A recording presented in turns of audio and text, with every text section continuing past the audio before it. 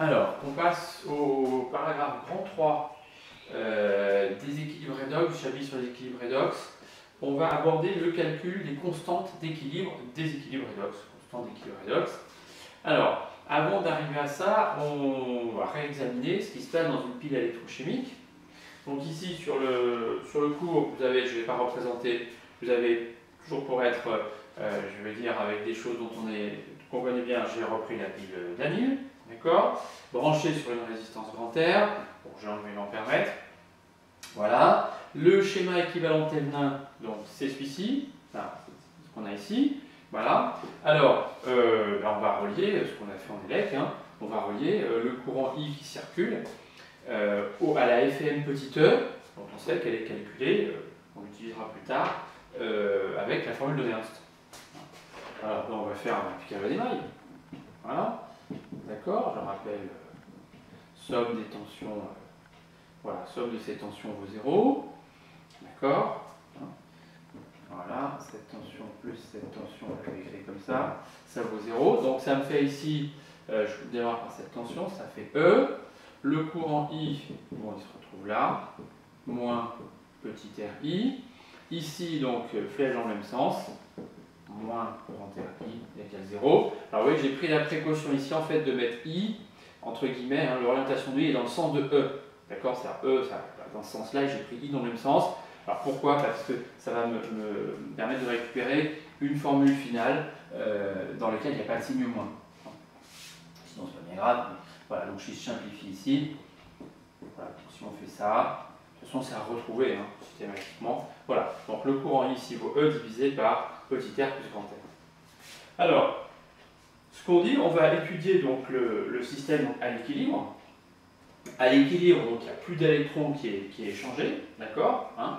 Donc on a un circuit fermé, mais I vaut quand même 0, parce qu'il n'y a plus d'électrons qui est échangé. On a atteint l'équilibre. Alors, l'état d'équilibre, donc, il faut faire attention, c'est que si l'état final, il sera bien l'état d'équilibre si c'est la lame de zinc, en fait, la lame de zinc n'est pas épuisée, d'accord. Donc, faute de quoi, ce serait pas un équilibre. Donc, si I vaut 0, bah, c'est petit e vaut 0, d'accord. D'accord. Or, le petit e, d'après la loi d'additivité, on a écrit, c'était le grand E hein, de la demi-pile. Alors je ne l'ai pas représenté, cuivre, hein, moins le grand E de la demi-pile Zn. D'accord? Voilà. Donc ça veut dire que ce petit e à ce moment-là, à l'équilibre, il vaut 0. Hein, à l'équilibre. Voilà, c'est ce qui est noté dans le texte. Donc ce qui signifie que, bah, donc, à l'équilibre, hein, le E de la demi-pile de droite est égal au E de la demi-pile de gauche. Alors, regardons un petit peu ce que ça donne ici. Alors, bon, je vous l'ai écrit. Hein.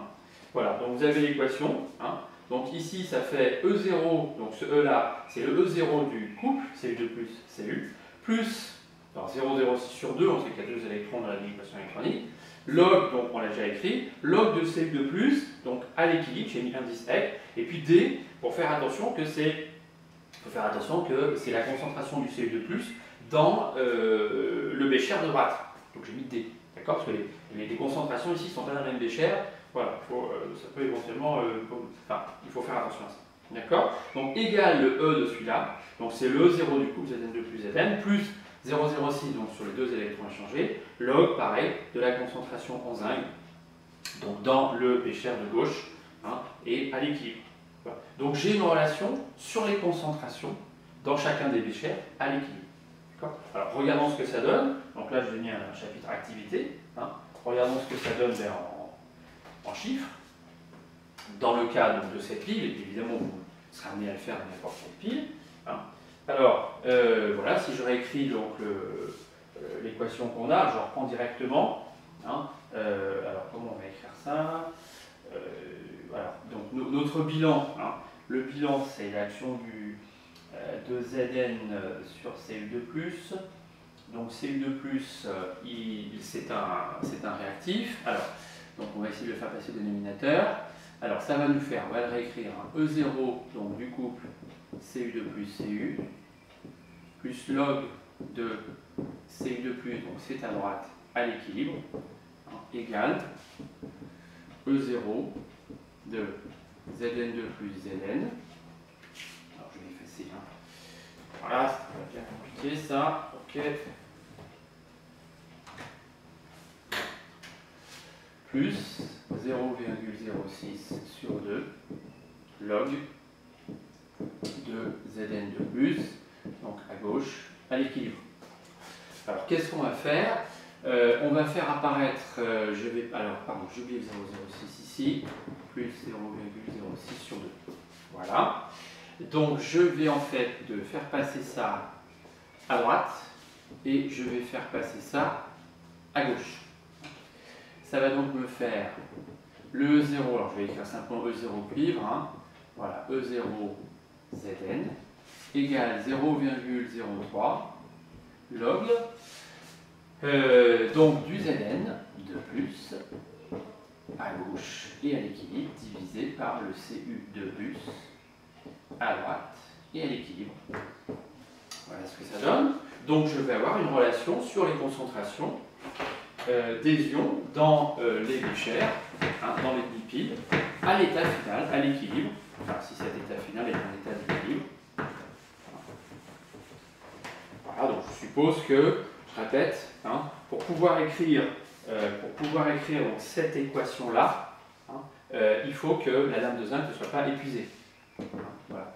Donc Zn solide non épuisé, sinon ça n'a pas de sens. Hein.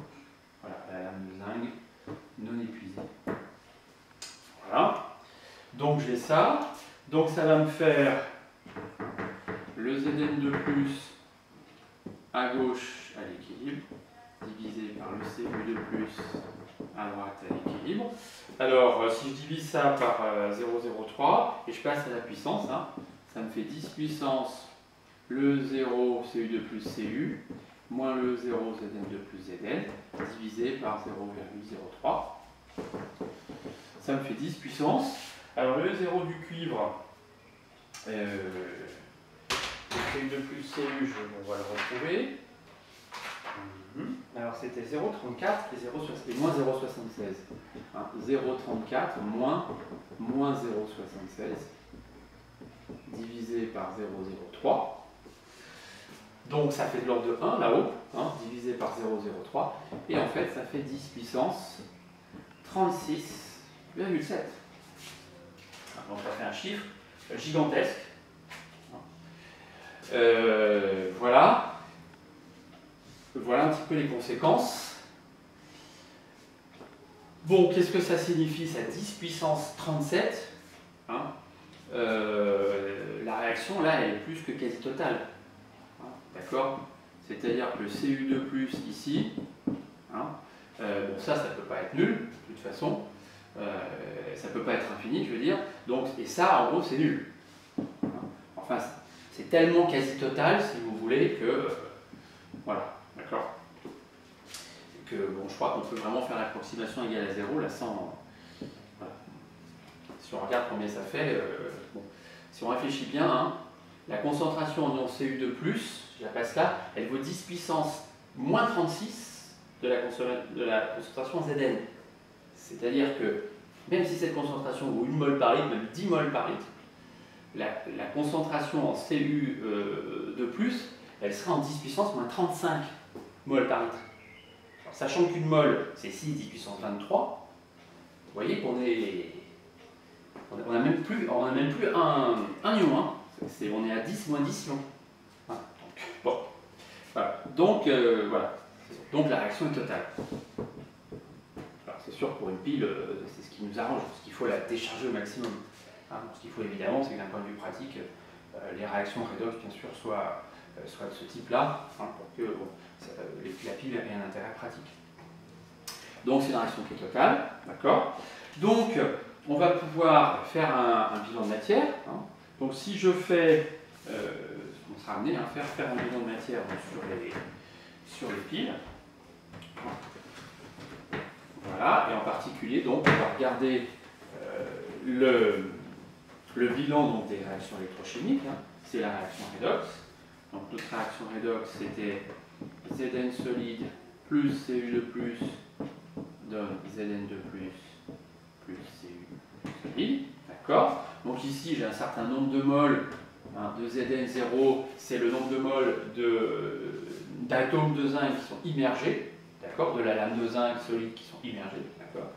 Ici, je vais mettre en nombre de moles, nombre de moles de Cu2+, voilà, moins x, x, voilà. Et donc, voilà, donc à l'état final, ça vaut 0, d'accord, donc l'avancement, ça vaut ça. Ça, évidemment, donc il faut qu'on mette une lame de cuivre en quantité suffisante pour que ça doit rester donc, strictement positif. Voilà, donc ça me donne x, ça me donne l'avancement.